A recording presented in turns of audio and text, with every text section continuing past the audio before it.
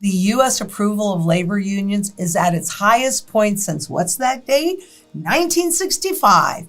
And I can remember my father was a developer, and I can remember all of the discussions around allowing a labor union to come in and what did he have to do so that that really wasn't an issue, so that he was just dealing with his own employees, et cetera. And they never did put a union in on my father's business, but he also paid very fair wages. But I remember when the unions were so powerful and they were everything.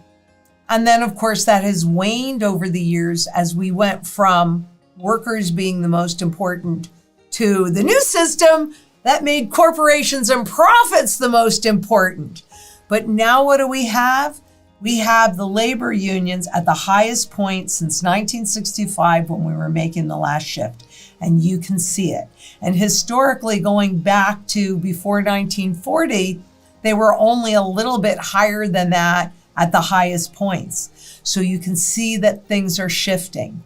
16% today of Americans live in a household where at least one resident is a union member. And that might even be growing again. Well, there was a revolution back then. You might even recall the Beatles song, Revolution. Will there be another?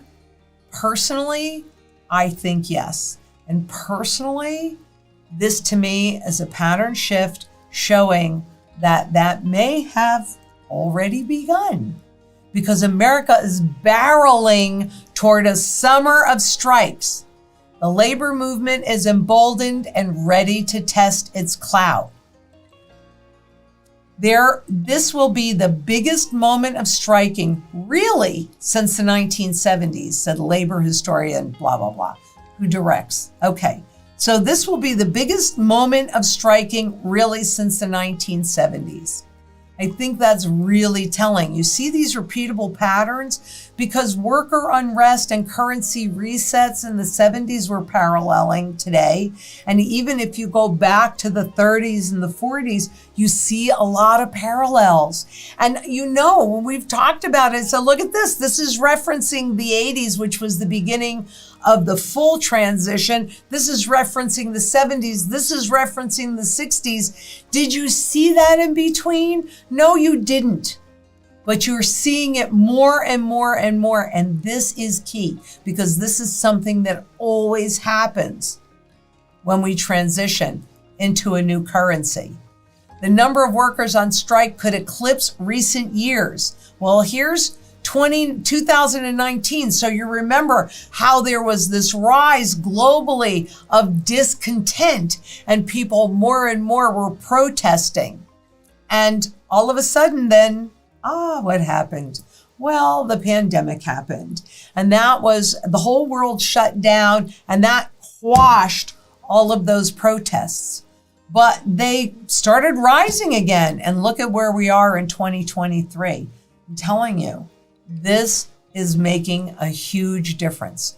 More than 650,000 American workers are threatening to go on strike this summer or have already done so, in an avalanche of union activity not seen in the U.S. in decades. And here's a big one, and this is about community. Workers are watching each other and trying to learn from each other. This, I'm telling you right now, is making corporations and central bankers and governments quake in their boots because this is all indicating a loss of control. And the question is, unions on the picket line and who might strike next? Hollywood writers have been joined by the actors union. That's something that hasn't happened, since the 80s or 70s, something like that. But it's not just them. The Teamsters plan a 22,000 worker strike at trucking firm. Why? Because they didn't make the contribution, a missed benefits payment. So workers are getting tired of this. That employment is tight, so they know they can go somewhere else and get a job, even though that's softening a little bit. But this is happening on a global basis. So it isn't just in the US, but it's also across the pond, and it's also south, and it's also north of us. Canada threatens new measure as dock workers go back on strike. And do we not see what Canada did to its legally striking or protesting truckers? They just, boom, cut off all of their access to money. Well, if you're holding gold and silver, they can't do that because you hold it and you own it. And to them, it is essentially invisible. Keep that in mind because, I mean, who knows what we are? But what we're seeing is that we are no longer a democracy. This is somebody that's inside of the CIA, a CIA panel member, and says, has claimed that the United States is no longer a democracy, but now an anocracy. Well, what's an anocracy? An anocracy is a combination of a democracy and plutocracy. So we've also seen where other agencies have named us different things because who really has the power?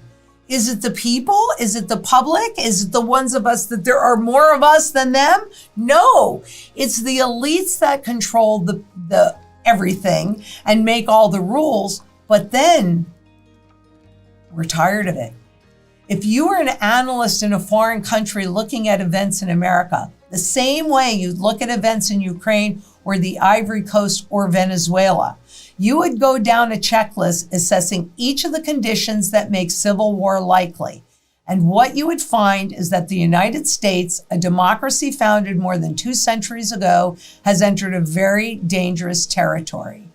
That is absolutely true. In fact, the U.S. between 2010 and 2020 dropped 11 points in its civil liberties and its general liberties. And we've lost a whole lot more of them since 2020 as well. What are you doing to protect your freedom and your liberty and therefore your choices? So many times people will say to me, well, when? I can't tell you the exact moment when the government and the central banks will lose control. It could be Tuesday morning at 8:35. Who knows? But the time to get ready and the time to be prepared is beforehand, and we are getting a lot of warning. Ray Dalio, who is a billionaire, right, hedge fund guy, he's been warning about this for a while. The rise of China and why he thinks the U.S. is on the brink of war. I did another piece with him, and so maybe, Randy, you can pull that link and put it there as well. But this is a recent article that just came out.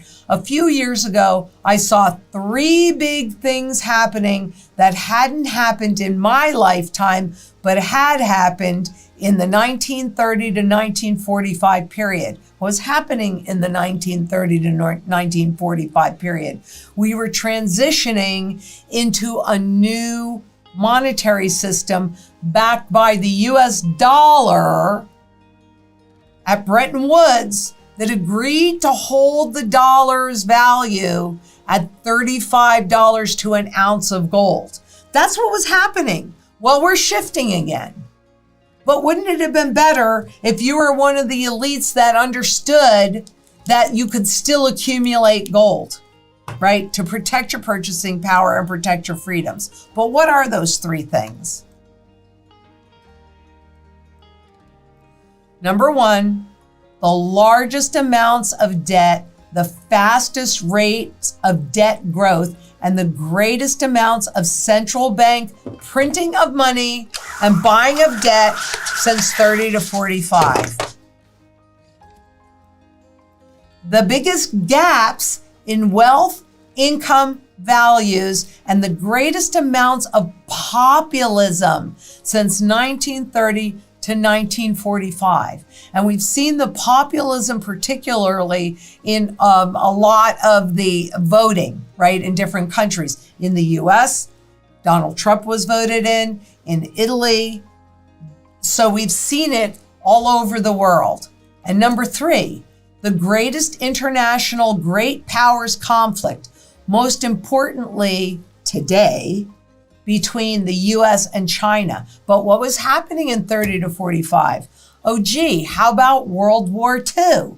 So you see, wars always accompany regime shifts, and we're already in one. It's a proxy war, in my opinion, but we're already in one, and other things are growing. So what do we do to protect ourselves? Well, some of the states has legalized gold and silver as money. And other states, this comes up pretty regularly. There's a bill that was introduced in March in Texas relating to the establishment of a digital currency backed by gold. It's a great idea. And we certainly know that Texas put in a vault to hold physical gold. And Texas is also historically, pretty aggressive when it comes to wanting to secede the Union, etc. We saw what happened with the Hunt brothers in the 80s after we took silver out of the money, and our government, President Johnson, actually came out and admitted that if they had to, they would manipulate the price of silver and break them, which is exactly what happened.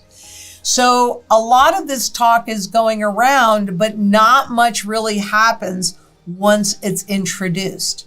So my strong recommendation to you is that you become your own central bank.